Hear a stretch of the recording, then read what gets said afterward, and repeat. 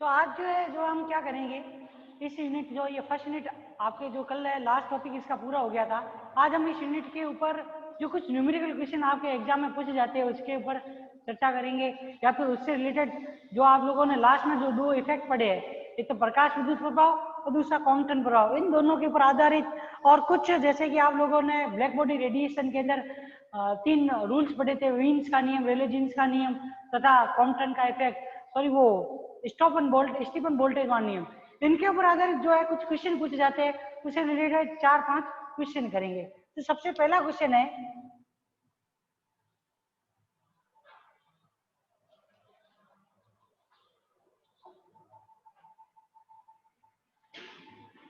if the radiation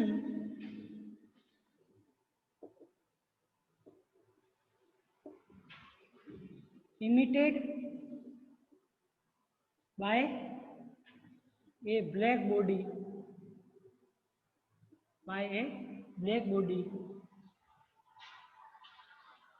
then find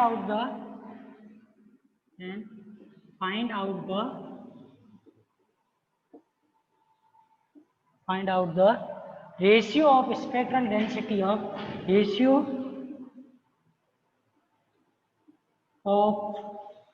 spectral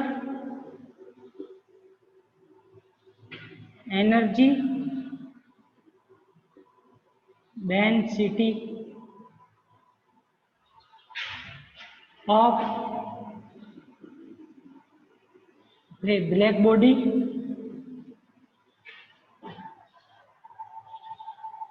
at frequency 2 mu and mu is varying with mu in terms of exponential।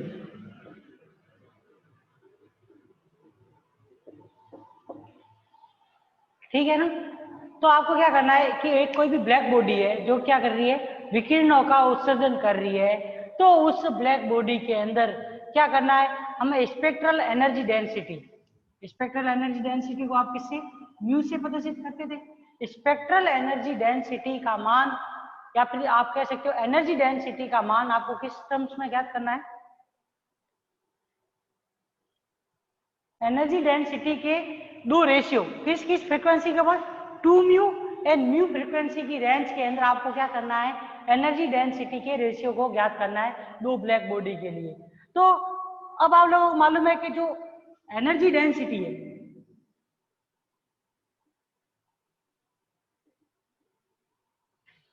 You mu जो है वो क्या होती है, proportional to 1 upon exponential h mu upon KT minus 1 के बराबर होती है। ये प्रोपोर्शनलिटी होती है इसके अंदर, किसमें, एनर्जी डेंसिटी तथा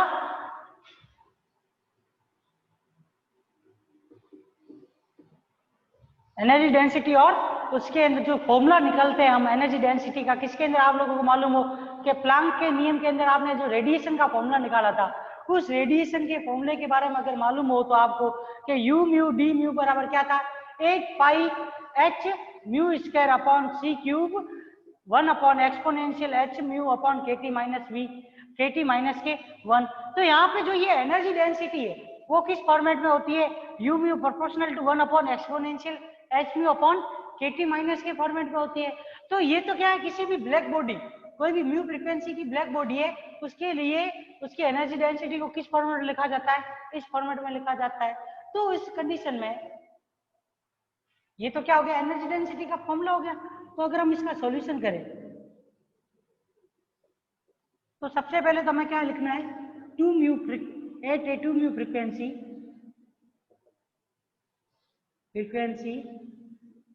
द एनर्जी डेंसिटी ऑफ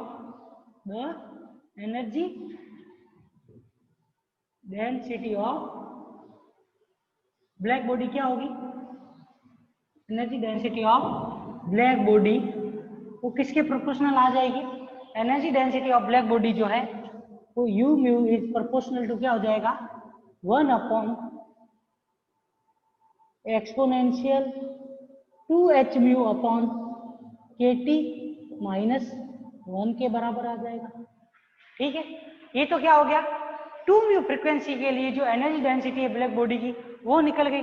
अगर इसी प्रकार हम किसके लिए लिखना चाहें, म्यू फ्रीक्वेंसी के लिए लिखना चाहें, इसके लिए म्यू फ्रीक्वेंसी के लिए,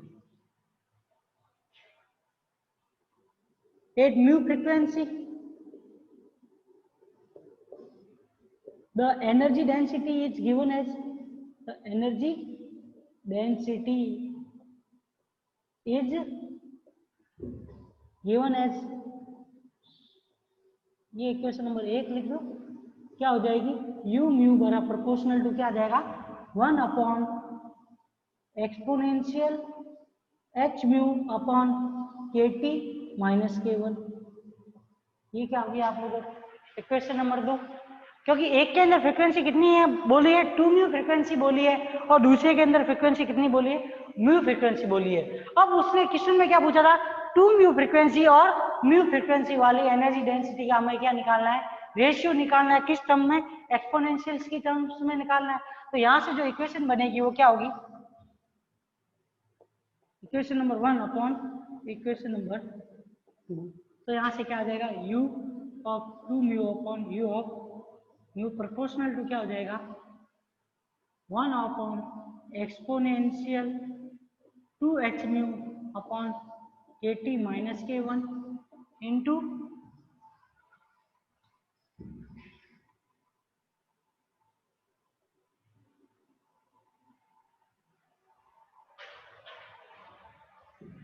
exponential of h mu upon k t minus k1। ठीक है, तो ये वाली टर्म्स जो आप देखोगे तो ये किस फॉर्मेट में, ए स्क्वायर माइनस बी स्क्वायर के रूप में है। तो ये ए स्क्वायर माइनस बी स्क्वायर के रूप में है, तो हम इसकी किस फॉर्मेट में लिख सकते हैं, ए प्लस बी और ए माइनस बी के फॉर्मेट में लिख सकते हैं।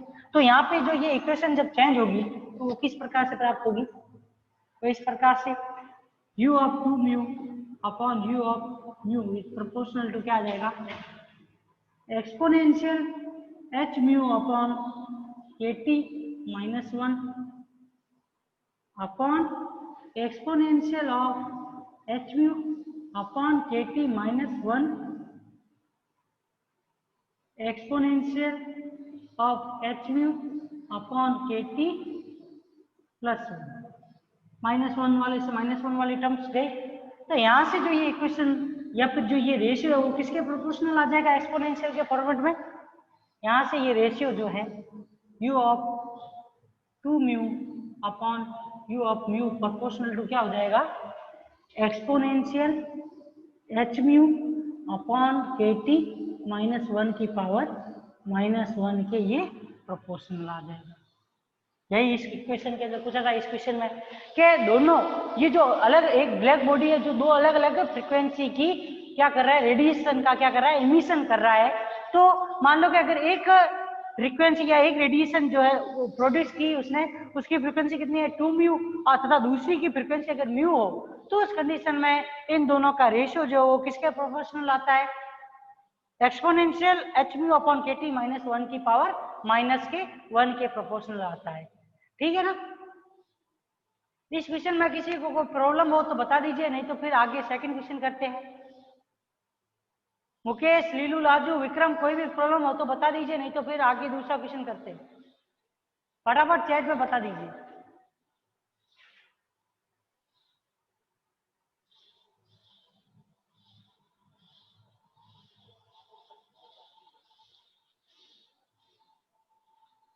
नथिंग, सेकंड क्वेश्चन करें, ठीक है। और किसी को भी नहीं है ना problem?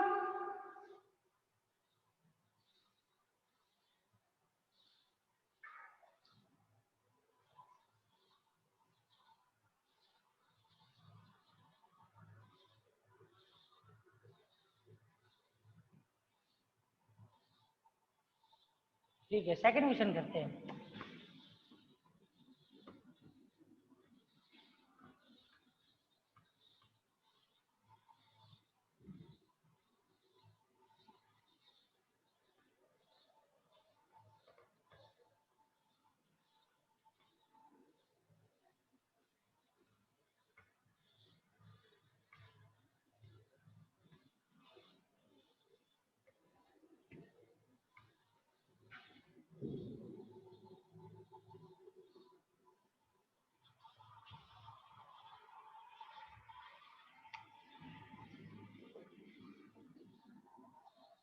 The black body spectrum,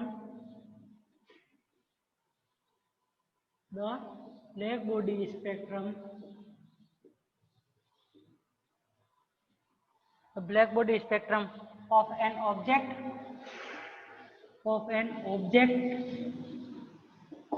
O1 such that it radiant intensity or energy density is maximum 8, energy density is maximum 8, a wavelength of 200 nanometer, and another object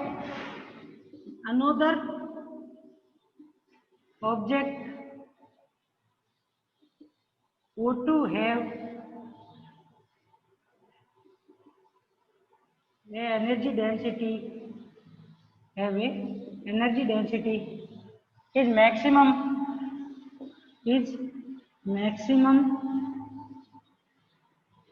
8, energy density is maximum 8,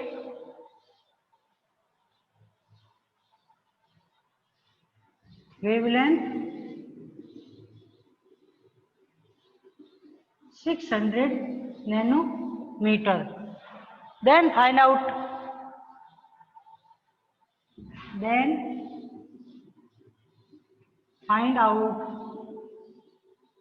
the ratio of power emitted per unit area, ratio of power emitted per unit area or energy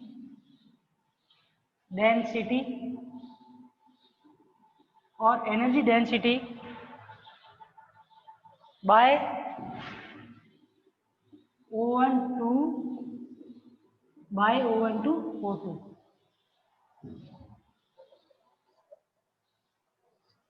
अब इस question में क्या करना है कि एक black body है जिसके क्या है, दो ऑब्जेक्ट है, एक तो O1 तथा दूसरा कौन सा ऑब्जेक्ट है, O2। इन दोनों ऑब्जेक्ट्स के द्वारा क्या किया जाता है, विकिरणों का उत्सर्जन किया जाता है। तो उत्सर्जित विकिरण है, उन उत्सर्जित विकिरणों की जो ये दो ऑब्जेक्ट है अलग अलग O1 तथा O2, उन दोनों के अंदर जो एनर्जी डेंसिटी है वो मैक्सिमम किस वेवलेंथ के ऊपर होती है, 200 नैनोमीटर तथा किस नैनोमीटर, दूसरी किसके ऊपर 600 नैनोमीटर। एक ही एनर्जी डेंसिटी जो होती है वो किसके ऊपर, 200 नैनोमीटर के ऊपर मैक्सिमम होती है, और दूसरे की जो एनर्जी डेंसिटी है वो किसके ऊपर, 600 नैनोमीटर के ऊपर मैक्सिमम होती है। आपने देखा था जो ये ग्राफ बनाते थे आप इस प्रकार का, ये किसके बीच में, यू लैम्बडा डी लैम्बडा और लैम्बडा के बीच में होता था।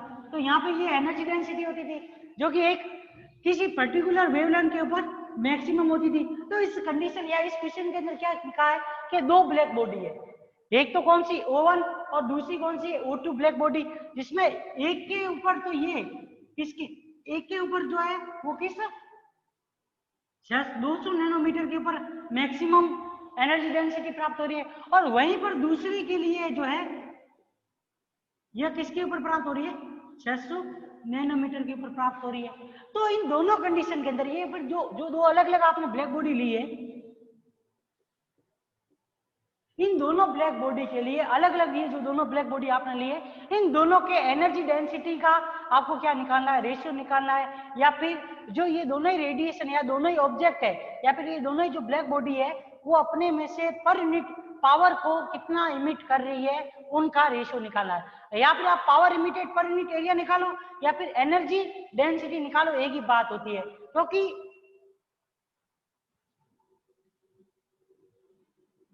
जो इंटेंसिटी होती है किसी भी वेव की इंटेंसिटी बोलो या फिर रेडिएशन की इंटेंसिटी बोलो, वो किसके बराबर होती है? वो पावर ऑफ पर यूनिट एरिया के रेशियो के बराबर होती है। इंटेंसिटी किसके? पावर ऑफ पर यूनिट एरिया। जिस एरिया के ऊपर आप देखोगे कि अगर कोई भी रेडिएशन या फिर कोई भी विकिरण किसी भी एरिया के ऊपर गिर रही है या फिर किसी भी धातु के ऊपर या किसी भी पदार्थ के ऊपर इंसिडेंट हो रही है, तो उस कंडीशन में उसकी इंटेंसिटी को कैसे ज्ञात करेंगे? कि जिस एरिया के ऊपर वो गिरी है या फिर जिस एरिया के ऊपर उसका टोटल प्रभाव पड़ रहा है, उस एरिया के अंदर उसके अंदर टोटल फोटोन की संख्या से कितनी ऊर्जा जो है वो इस धातु के इस परत के ऊपर या इस क्षेत्रफल के ऊपर इंसिडेंट हो रही है, या कितना पावर जो है वो इस परत के ऊपर या इस धातु के सतह के ऊपर इस रेडिएशन के द्वारा इमिट किया जा रहा है या उत्सर्जित किया जा रहा है, उसके द्वारा भी याद कर सकते हैं। तो इंटेंसिटी जो होती है किसी भी पर्टिकुलर एरिया के अंदर उस विकिरण के अंदर कितनी ऊर्जा है या कितना पावर है उसके द्वारा ज्ञात की जाती है। या तो फिर हम इसको इंटेंसिटी को पावर ऑफ एरिया के रूप में प्रदर्शित कर सकते हैं, या फिर हम इसको क्या भी बोल सकते हैं, दूसरा एनर्जी डेंसिटी भी कहा जाता है, क्योंकि एनर्जी डेंसिटी जो होती है वो भी किसके रूप में निकाली जाती है? पावर ऑफ पर यूनिट एरिया के रूप में निकाला जाता है, या पावर ऑफ पर यूनिट एरिया के रूप में, या फिर एनर्जी पर यूनिट वॉल्यूम के रूप में निकाली जाती है एनर्जी डेंसिटी को। तो आप लोगों को मालूम होना चाहिए जो intensity power per unit area, power emitted per unit area और energy emitted per unit volume के बीच में जो रिलेशन होता है वो ये होता है कि इंटेंसिटी जो होती है वो किसके बराबर होती है? Power emitted per unit area के, जो कि किसके बराबर होता है? एनर्जी डेंसिटी के बराबर भी होता है। और आप लोगों ने जो energy density of black body radiation है उसको आपने स्टीफन लॉ से पढ़ा था, या Stefan law by the Stefan law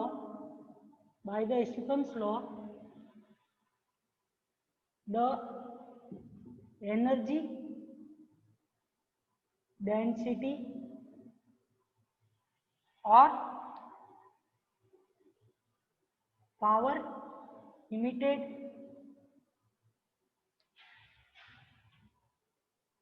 पर unit area is given as U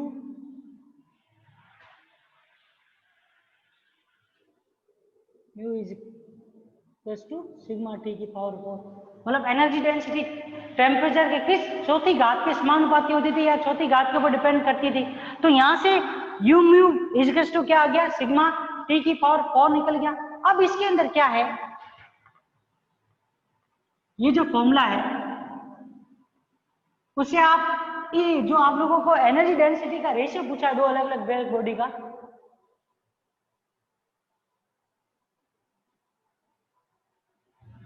ये नीचे वाला स्वरूप समझ में नहीं आ रहा है या ऊपर वाला समझ में नहीं आ रहा है?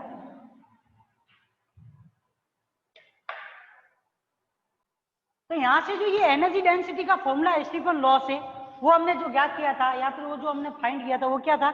U mu is equal to sigma T की पावर 4। तो इस कंडीशन में आगे की तरफ हम इसे किस और रूप में लिख सकते हैं?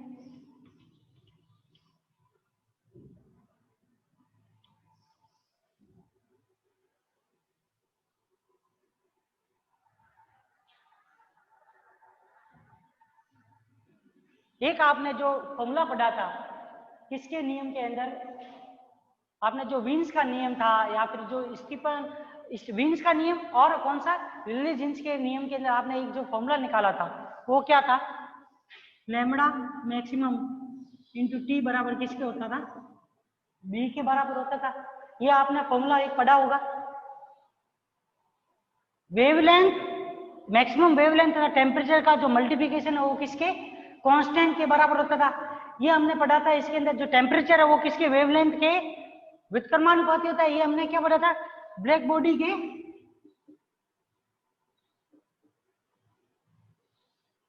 के अंदर पढ़ा था इस फॉर्मूले को।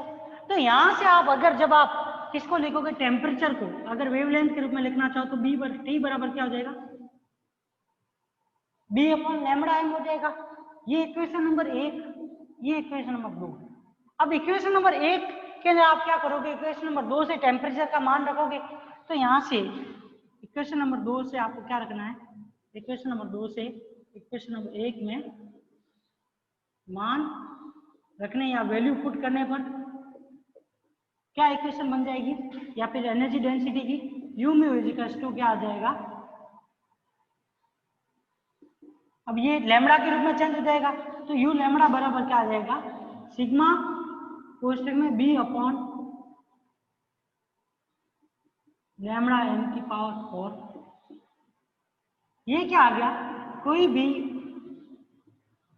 अगर ब्लैक बॉडी है उसमें हमें क्या करना हो, किसी मैक्सिमम वेवलेंथ के ऊपर एनर्जी डेंसिटी ज्ञात करनी हो तो हम इस फॉर्मूले की सहायता से भी ज्ञात कर सकते हैं, जिसमें आप लोगों को मालूम है बी की वैल्यू फिक्स थी 2.865 थी इंटू 10⁻³ या 4 के रूप में थी। तो यहाँ से बी का मान रख के और यहाँ पे वेवलेंथ का मान रख के और यहाँ पे सिग्मा का मान रख के 5.87 वाली वैल्यू, तो ये तीनों वैल्यू अगर आप इस फॉर्मूले के अंदर रखोगे तो उस कंडीशन में आप किसी भी ब्लैक बॉडी के लिए क्या कर सकते हो, एनर्जी डेंसिटी का मान ज्ञात कर सकते हो। परंतु इस फॉर्मूले में आप देखोगे जो आप लोगों को ऑब्जेक्ट 1 दिया हुआ है,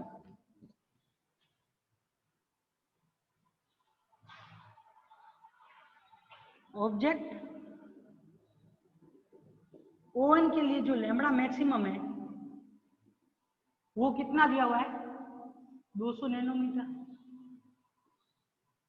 लैम्बडा M1 का मान कितना दिया हुआ है, 200 नैनोमीटर दिया हुआ है। इस मान को जब आप इस इक्वेशन में रखोगे तो U1 लैम्बडा इक्वल्स टू क्या आ जाएगा, सिग्मा B अपॉन 200 नैनोमीटर की पावर 4। ये एक इक्वेशन बन गई, तो इसको इक्वेशन नंबर 4 दे दो। ये तो कौन से ऑब्जेक्ट के लिए आई है, पहले ऑब्जेक्ट के लिए आई है। उसी प्रकार से जो सेकंड ऑब्जेक्ट है जिसकी वेवलेंथ कितनी थी,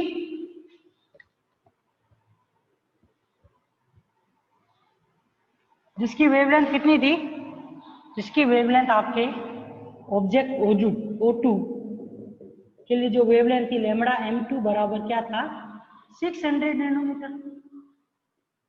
ठीक है, इस मान को इसके अंदर रखेंगे तो U2 ऑफ म्यू बराबर क्या आ जाएगा, सिग्मा कोष्टक में B अपॉन 600 नैनोमीटर की पावर 4। ये आ गया समीकरण नंबर 5। अब आपको इस क्वेश्चन में क्या पूछा था, O1 तथा O2 इन दोनों के एनर्जी डेंसिटी का रेशियो पूछा था। तो अब आपको यहाँ पे क्या करना पड़ेगा, समीकरण नंबर 4 में समीकरण नंबर 5 का भाग दोगे तो यहाँ पे इक्वेशन क्या बन जाएगी, equation number 4 divide by equation number 5। यहाँ से जो वैल्यू निकलेगी वो क्या होगी,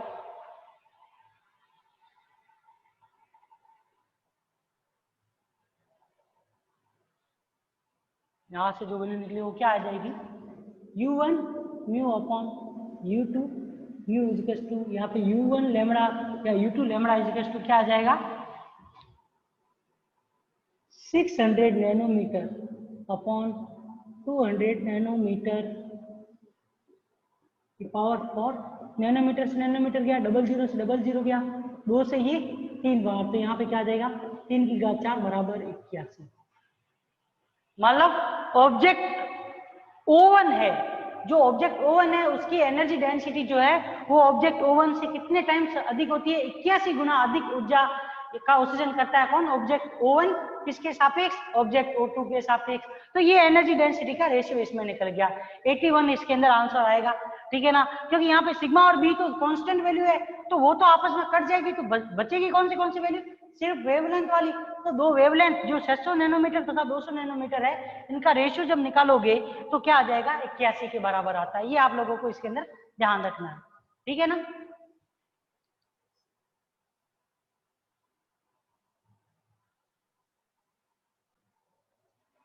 अब देखिए जो एक और क्वेश्चन है वो है, किसी धातु या मेटल का जो कार्यफलन है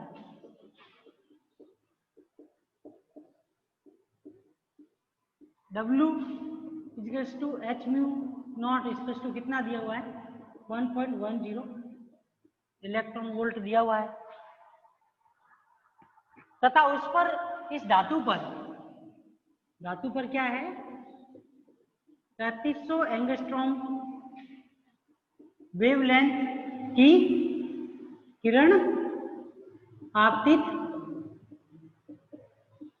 की जाती है तो इस धातु का निरोधी विभव, तो इस धातु का निरोधी विभव V0 ज्ञात कीजिए।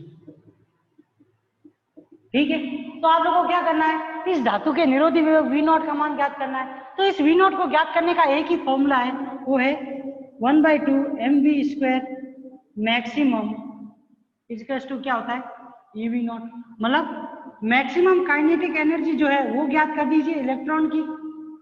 तो उससे आप क्या कर सकते हो, इस इलेक्ट्रॉन या इस धातु के किसका निरोधी विभव या फिर आप कह सकते हो स्टॉपिंग पोटेंशियल का मान आप ज्ञात कर सकते हो। तो इस क्वेश्चन के अंदर सबसे पहले तो ये जो जिस वेवलेंथ की तरंग इंसिडेंट हो रही है उसकी ऊर्जा ज्ञात करते हैं। तो उसकी ऊर्जा E बराबर क्या आ जाएगी, h म्यू, यहाँ से इसको क्या लिख सकते हैं hc/λ। जब मान रखेंगे तो क्या आ जाएगा 6.62 × 10⁻⁻34 इंटू 3 × 10⁸ अपॉन 10⁻⁻10। तो यहाँ से जो ये एनर्जी जो है वो किसके बराबर आ जाएगी 6 × 10⁻⁻19 जूल के इक्वल आ जाएगी। अब जो यहाँ पे मैक्सिमम एनर्जी है वो हमको वोल्ट में निकालनी है, तो इस वजह से इस एनर्जी को किस में बदलना पड़ेगा, इलेक्ट्रॉन वोल्ट के अंदर बदलना पड़ेगा। जब इसको हम इलेक्ट्रॉन वोल्ट में बदलेंगे तो दोनों तरफ क्या कर लेते हैं, इलेक्ट्रॉन के बराबर की या फिर 1.69 का हम इसके अंदर 1.16 इंटू 10⁻⁻19 का इसके अंदर क्या कर देंगे, भाग दे देंगे। तो जब हम 1.6 इंटू 10⁻⁻9 का इसके अंदर भाग दे देंगे और उसका मल्टीप्लाई करेंगे तो उस कंडीशन में ये इक्वेशन जो है वो किस में बदल जाती है, इलेक्ट्रॉन वोल्ट के अंदर बदल जाती है। तो यहाँ से इसको इलेक्ट्रॉन वोल्ट में बदलना है तो क्या करना पड़ेगा 6 into 10⁻⁻9 electron volt upon 1.6 into 10⁻⁻19। ठीक है, तो यहाँ से जो ये वैल्यू है वो किसके बराबर आ जाती है 3.75 इलेक्ट्रॉन वोल्ट के बराबर आ गई। अब ये ऊर्जा जो है ये इंसिडेंट होने वाले या फिर आपतित होने वाले फोटोन की ऊर्जा है। मतलब अब ये वो ऊर्जा नहीं है जो आप दहली ऊर्जा के रूप में लेते थे। दहली ऊर्जा आप लोगों को इसमें कितनी दी हुई है या फिर जिस ऊर्जा से इलेक्ट्रॉन उत्सर्जित होता है उसका मान कितना दिया हुआ है, W बराबर h म्यू नॉट बराबर क्या दिया हुआ है आप लोगों को 1.10 इलेक्ट्रॉन वोल्ट दिया हुआ है। अब आप लोगों को क्या करना है, इसकी इलेक्ट्रॉन की मैक्सिमम काइनेटिक एनर्जी ज्ञात करनी है। क्या करनी है, मैक्सिमम काइनेटिक एनर्जी इलेक्ट्रॉन की ज्ञात करनी है। तो उस कंडीशन के अंदर आपको क्या करना पड़ेगा, E के मैक्सिमम ऑफ इलेक्ट्रॉन जो है वो किसके बराबर हो जाएगा, h म्यू माइनस के h म्यू नॉट के बराबर हो जाएगा। जो आपने फॉर्मूला पढ़ा था h म्यू बराबर क्या होता था EV0 या फिर E के maximum plus h mu naught के बराबर होता था। उसी फॉर्मूले से ये निकाला है, आइंस्टीन वाले फॉर्मूले से हमने निकाला है। तो इस फॉर्मूले के अंदर आप क्या करोगे, h म्यू का मान कितना निकला है 3.75 और h म्यू नॉट का कितना है 1.10 इलेक्ट्रॉन वोल्ट। तो इसको इसके अंदर रखोगे तो मैक्सिमम काइनेटिक एनर्जी जो है वो किसके बराबर आ जाएगी 3.75 माइनस 1.10 बराबर कितना आ जाएगा 2.65 इलेक्ट्रॉन वोल्ट के बराबर आ गई। जो धातु है उसकी मैक्सिमम, धातु से उत्सर्जित होने वाले इलेक्ट्रॉन की मैक्सिमम एनर्जी। अब इस मान को इसके अंदर रखोगे तो पोटेंशियल का मान कितना आ जाएगा 2.65 इलेक्ट्रॉन वोल्ट अपॉन ई। तो यहाँ से क्या आ जाएगा 2.65 वोल्ट। मतलब इतने वोल्टेज के ऊपर इस धातु जिसका कार्यफलन कितना है 1.10 इलेक्ट्रॉन वोल्ट है, उससे क्या हो जाएगा धारा का प्रवाह होना शुरू हो जाएगा प्रकाश विद्युत प्रभाव के अनुसार। तो आप लोगों को ध्यान रखना है कि जो निरोधी विभव है वो किसको प्रदर्शित करता था, निरोधी विभव उस विभव को प्रदर्शित करता था जिस तक या उस विभव तक जहां पर किसी भी धातु के अंदर क्या हो इलेक्ट्रॉन या प्रकाश विद्युत धारा का मान 0 होता है। तो इस विभव तक इस धातु के अंदर जिसका कार्यफलन कितना है 1.10 इलेक्ट्रॉन वोल्ट के लिए क्या होगा प्रकाश विद्युत धारा का मान किसके बराबर होता है 0 के बराबर होता है। ये आप लोगों को इसमें ध्यान रखना है। ठीक है, तो अब जो आगे का है सेकंड यूनिट है वो हम क्या करेंगे नेक्स्ट क्लास में स्टार्ट करेंगे।